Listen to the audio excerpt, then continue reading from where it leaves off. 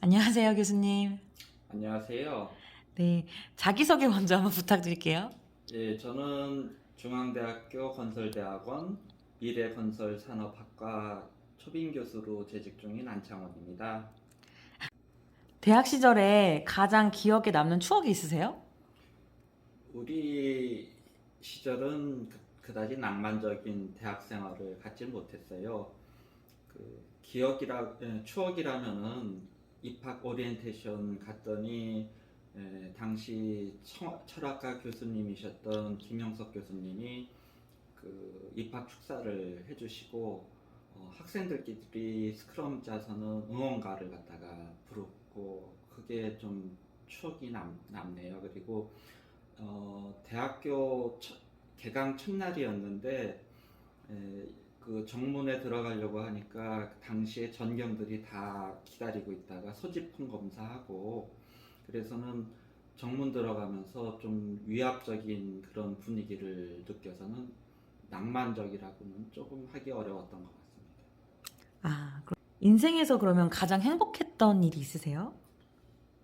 인생이라는 단어가 아직은 조금 어색하고요. 다음에 행복이라고 정의가 여러 가지가 있는데 그래도 이제 학교이다 보니까 학교에서 가르치면서 어떤 것이 제일 행복했는가 보면은 어, 귀국해서 첫 강의를 하는데 사실 대단히 속으로 걱정도 많이 하고 어색하기도 하고 좀 뻘쭘하기도 하고 그랬어요. 근데 수업 다 마치고 나서 여학생 하나가 이제 손 들고서는 질문을 하는 거예요. 근데 선생님하고 질문을 하는데 느낌이 그래도 이 학생들이 나를 선생님으로 받아주었구나 하는 느낌이 있어서는 그게 좋았던 것 같아요. 가장 기억에 남는 어려운 순간이 있으셨어요? 그거는 또 어떻게 극복하셨는지 궁금해요. 이 어려운 순간이라는 게 여러 가지가 있죠. 그래갖고서는 육체적으로도 힘들 수 있고 정신적으로도 힘들 수 있는데 육체적으로 따지면 뭐 대한민국 남자분들 다 똑같지만은 이제 논산 훈련소 입영할 때 그 이 부모님들 다 계시면서 있을 때는 애국가 부르게 하고 다음에 진짜 사나이 합창하고 그때까지는 좋았었는데 이제 다 돌아가시면은 갑자기 이제 조교들이 나타나 갖고서는 오리걸음 시켜 갖고서는 그 입영 훈련소로 들어갑니다. 그때 조금 이게 육체적으로 힘들구나 그런 걸 깨달았고 아, 정신적으로 힘든다 하는 거는 뭐 여러 가지가 있겠지만은 제가 다니던 회사에서 그 회사가 강제 합병을 하게 됐습니다. 그리고서는 그 부서가 기술 본부였는데 엔지니어링 본부라고 있었는데 그게 이제 송두리째 없어졌어요. 그래갖고서는 그때는 좀 암담하더라고요. 희망이 없다라고나 할까? 그리고서 앞으로 갈 길이 어디로 가야 되는지도 잘 모르겠고, 그러니까 이 굉장히 그 희망이 없고 암담하고 그럴 때가 조금 매우 어려웠었다라고 생각을 합니다. 유학 생활을 오래 하셨는데요. 유학 생활은 좀 어떠셨어요?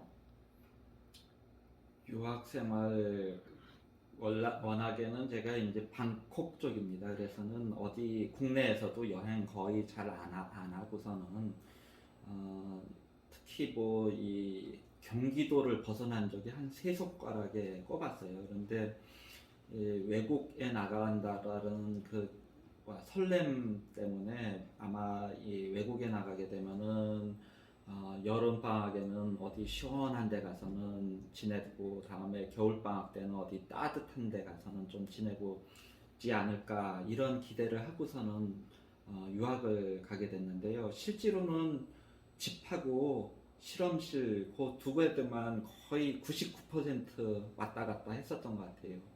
그래갖고서는 아마 지금은 잘 모르겠는데 그 당시에 보면은 원래는 나가면 백인 학생들 하고서는 서투른 영어지만은 이제 대화도 하고 나누고 이럴 줄 알았는데 그러지 못하고서는 주로 같이 실험실에서 중국 학생들, 인도 학생들하고서는 일을 많이 했습니다. 근데 그 학생들을 오버시 스튜던트라고 불렀는데 그 학생들조차도 거기서 열심히 해서는 직장을 좋은 직장에 가기 위해서 굉장히 치열하게 경쟁을 하는 거예요. 그래서는 지금은 좀 상황이 나아지지 않았을까라는 기대를 합니다만 그다지 그렇게 뭐 멋있었던 유학 생활은 못 보냈었던 것 같아요.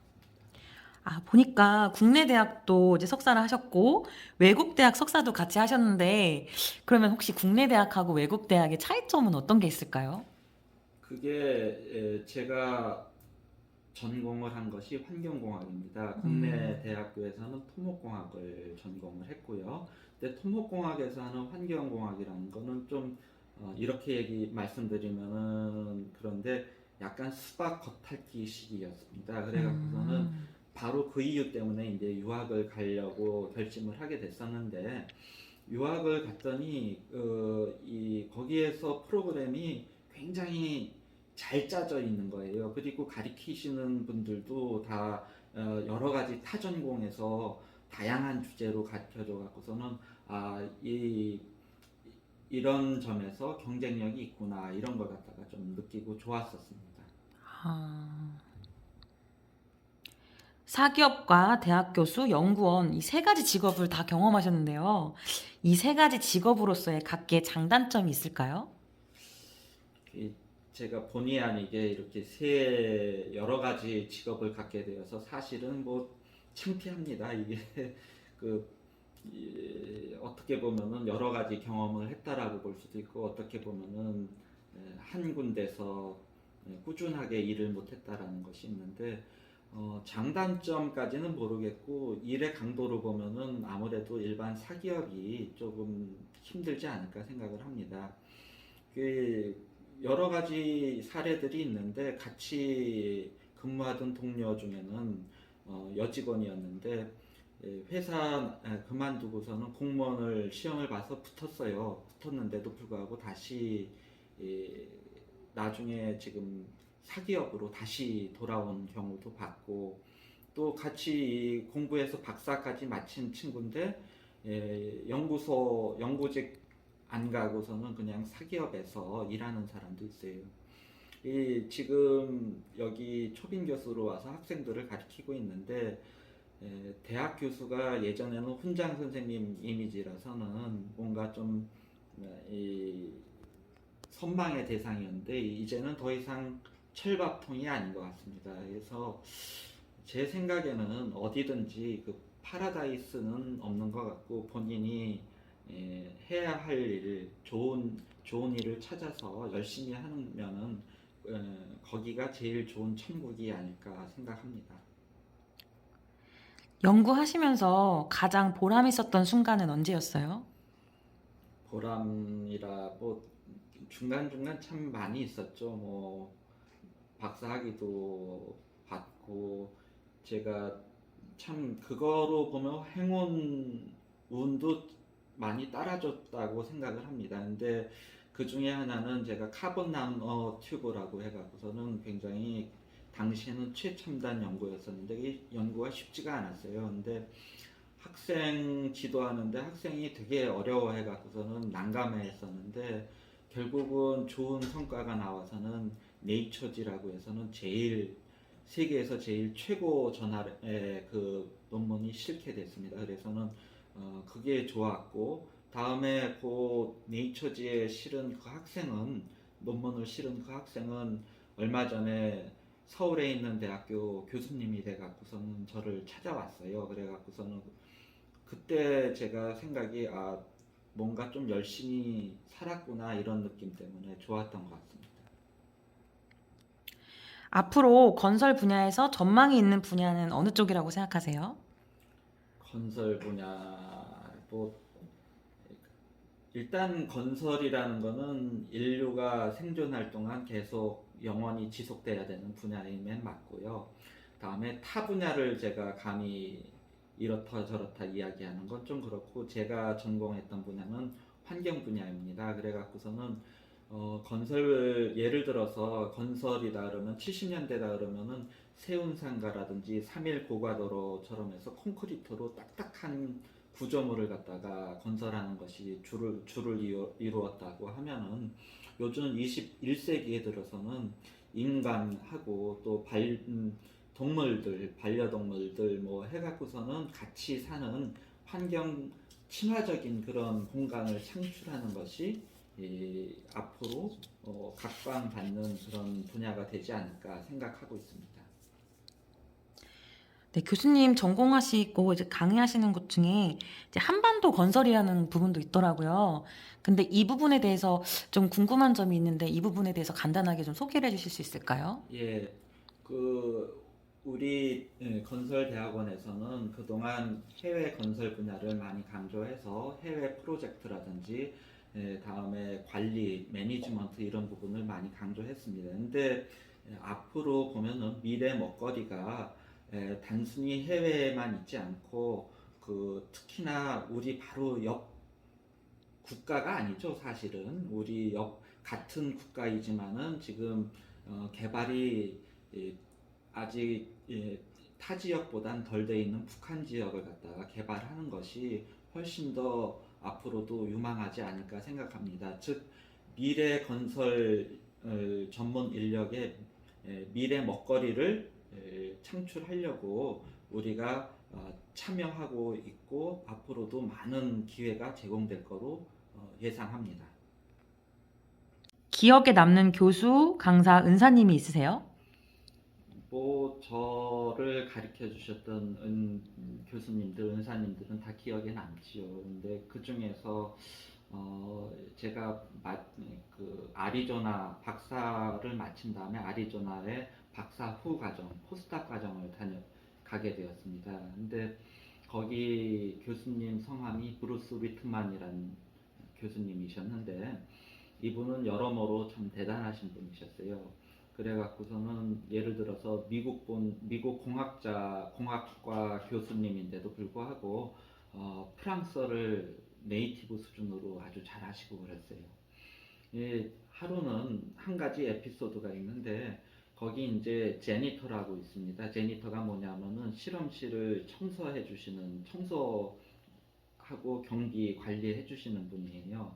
라틴 계열이라고 하는데, 이제 멕시코에서 이제 불법 이민 정도까지, 그 불법인지는 잘 모르겠는데 오신 분이에요. 근데 이분은 늘 월요일 날 보면은 얼굴을 찌푸리고 계신 거예요. 그래서 아니 무슨 일이 있어요? 하고 물어보면은 할 일이 너무 많아서 죽겠어. 그러고서는 이제 가시는 거예요. 그러다가 이제 금요일 날 오후가 되면은, 야, 이제 저거 쉬러 간다고서는 너무 좋아하면서 생글생글 웃으시면서 이제 나가시는 거예요. 이제 그런 분 계셨는데, 제가 하루는 이 리트만 교수님 사무실 월요일 날 아침에 이제 미팅이 있어서 방문 노크를 하게 되었어요. 그랬더니 그 교수님이 저한테 하시는 말씀이 뭐라고 하시느냐 하면은, 야, 오늘 월요일인데 너무 좋지 않니? 우리 일주일 동안 일할 시간이 아주 충분히 많이 남아 있는 거야 라고 이야기를 해주시는 거예요. 그래서는 제가 그때 한 가지 큰 가르침을 주셨구나 라고 그렇게 해서 느꼈습니다. 그래서는 그분이 좀 기억에 남는 것 같습니다. 그러니까 그런 분은 이제 약간 긍정적으로 예, 생각하시고, 예. 네. 그러면은 그런 부분이 교수님에게도 영향을 미치셔서, 충분히 아, 미쳤죠. 예. 그러면 그렇게 생각하시고 실제로 이제 근무도 하시고, 가급적이면 네. 그분을 롤 모델로 삼아서 이제 할까 생각을 하고 있죠. 근데 오, 그만큼은 못 되는데 늘 어, 아쉽죠. 정말 대단하신 분이네요. 중앙대 건설대학원 또는 GCCP 좋은 점이 뭐라고 생각하세요? 뭐 중앙대학교 건설대학원 다음에 뭐 GCCP, 이 장점은 너무 많아서 일일이 다 나열하는 거는 좀 무리라고 생각하고요. 대신에 건설대학원은 1983년에 설립 후 개원한 다음에 석사 과정으로 2,000명 정도 졸업생을 배출했습니다. 다음에 그 단기 과정이라고 있는데 단기 과정 그 수료 학생은 한 3,000명 정도 건설 전문 인력을 양성했습니다. 현재 지금 전 세계가 산업혁명 4차 산업혁명 시대로 들어가고 있는데 이렇게 위기하고 이런 격동의 시대에는 인력 풀을 많이 가지고 그거를 갖다가 최대한 활용하는 것이 가장 중요하다고 생각합니다. 우리 중앙대학교 건설대학원은 지금 말씀드린 것 같이 대단히 광대한 인력 풀을 보유하고 있고요. 다음에 그동안 40여 년 동안 이 훌륭한 프로그램을 운영해 오신 그 교수님들과 강사님들을 보유하고 있습니다. 이런 것이 제일 큰 장점이 되지 않을까 생각합니다. 네, 이제 인터뷰를 마치려고 하는데요. 끝으로 이제 못다한 말씀이 있으시면 좀 해주시겠어요? 참 못다한 말은 아니고요. 제가 요즘 EBS에서 방송 중인 셰익스피어의 4대 비극이란 그 프로를 아주 재밌게 보고 있습니다. 셰익스피어가 한 경고로 대신할까 합니다. 제일 중요한 일은 너 자신에게 충실하는 거다. 그렇게 하면은 나머지 일은 자연히 진척되게 된다. 이런 말입니다. 본인한테 충실하게 일을 하는 것이 일의 시작이 될 것 같습니다.